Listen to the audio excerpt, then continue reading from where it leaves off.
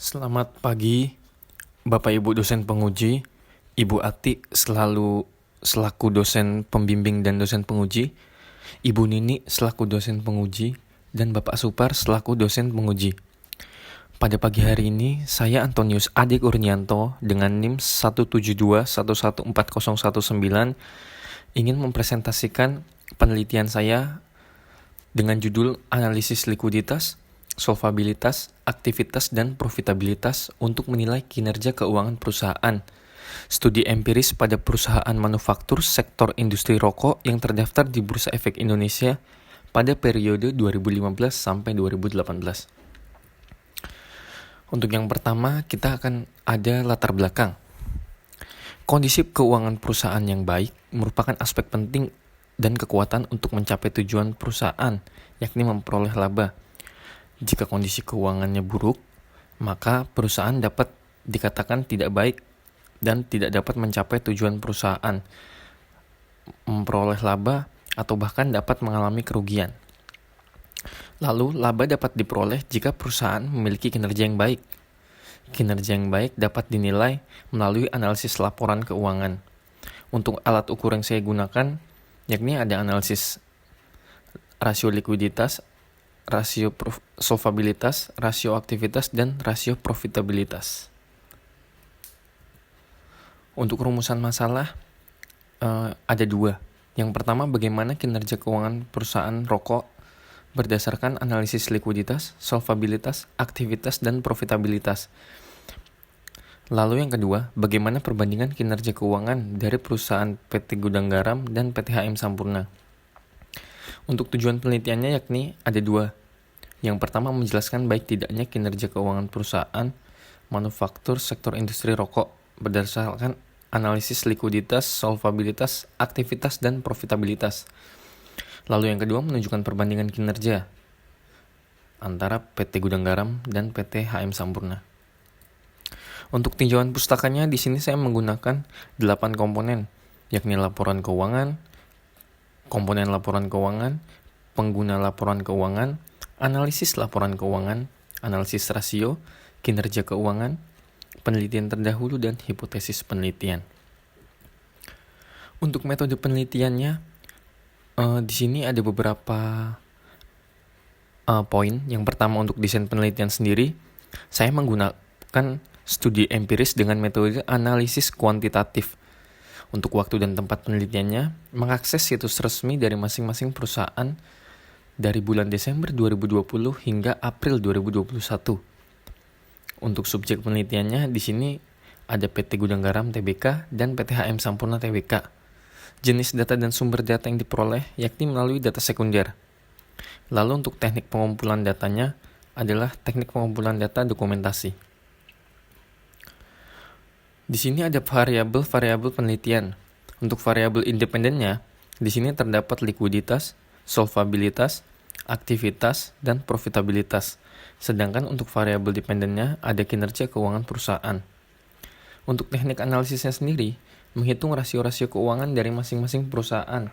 Di antaranya ada current ratio, quick ratio, cash ratio, debt to asset ratio, debt to equity ratio, total asset turnover, inventory turnover, lalu ada profit margin ratio, dan return on asset.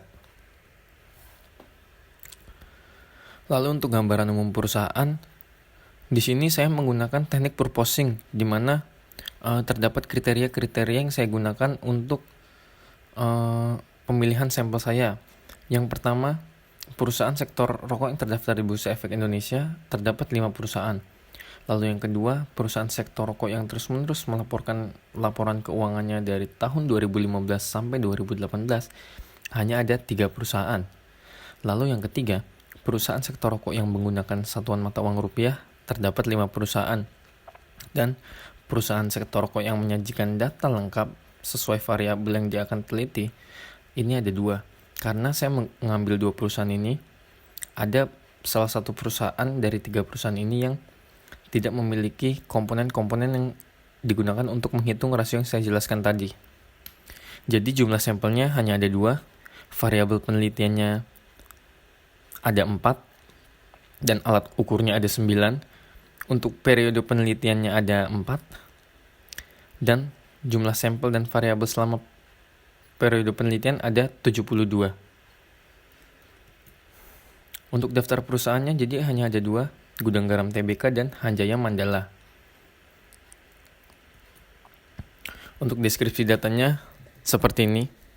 Ada current asset, current liability, inventory, cash and cash equivalent, total liability, total asset, total equity, sales, dan net income. Ini dari tahun 2015 sampai 2018 karena data yang digunakan adalah poin-poin ini. Lalu untuk PTHM Sampurna sama, data yang digunakan sama seperti PT Gudang Garam, seperti ini, hanya angkanya yang berbeda.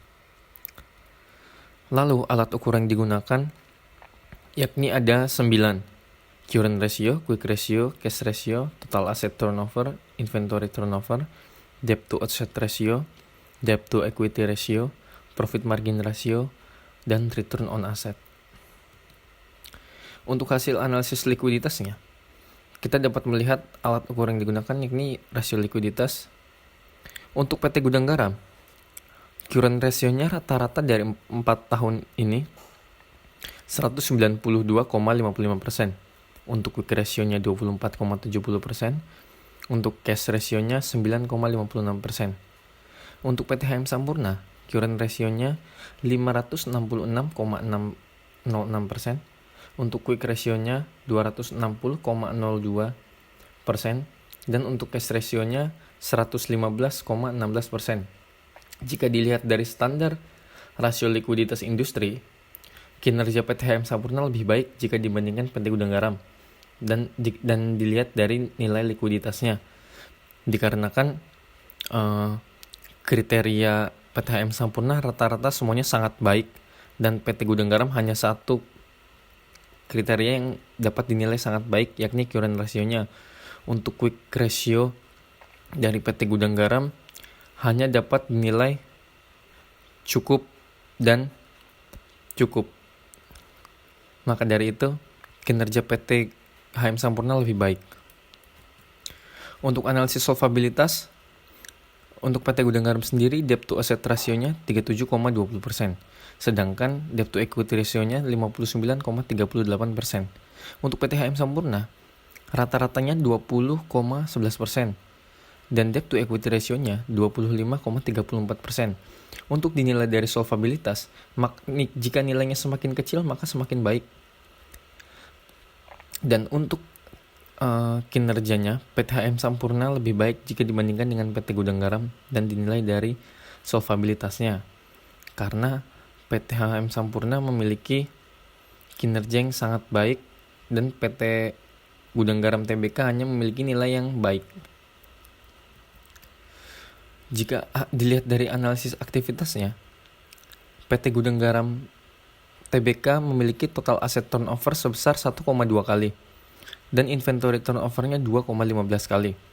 Dan jika dilihat dari PT HM Sampurna, hanya memiliki rata-rata 2,3 kali dan total inventory turnover-nya 5,51 kali.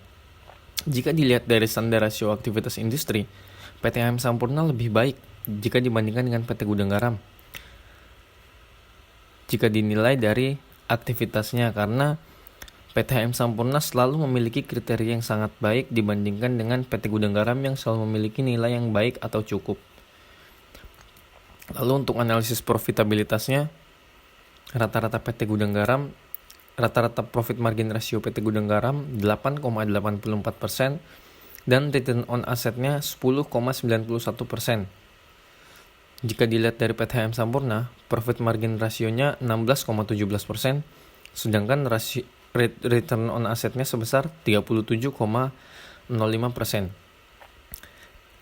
Jika dilihat dari hasil analisis profitabilitasnya, kinerja PTHM Sampurna lebih baik dibandingkan PT Gudang Garam, dikarenakan sama dengan hal yang tadi, PTHM Sampurna selalu memiliki kriteria yang sangat baik jika dibandingkan dengan PT Gudang Garam yang selalu memiliki hasil yang baik atau cukup.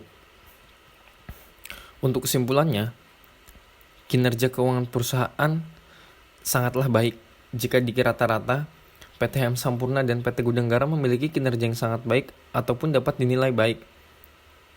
Lalu untuk perbandingan kinerja PT HM Sampurna lebih baik dibandingkan PT Gudang Garam dilihat dari keseluruhan analisis alat ukurnya. Jika dilihat dari likuiditas, solvabilitas, aktivitas, dan profitabilitasnya, kinerja HM Sampurna lebih baik dibandingkan dengan PT Gudang Garam.